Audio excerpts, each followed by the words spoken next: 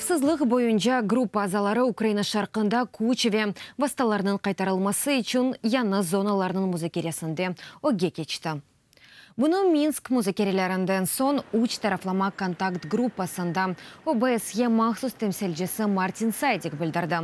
Бұның еле ватандашлық инфраструктурасы объектлері этрafында хавсызлық меселелеріні де музыкере еттілер. Сайдикнің дегені кебі ордеода сув берілмесі еле вазиет бір низамға келе. Айтқанына көре кечкенсене августтан олған борджу не ет оденелген. На прошлой неделе состоялся очередной платеж.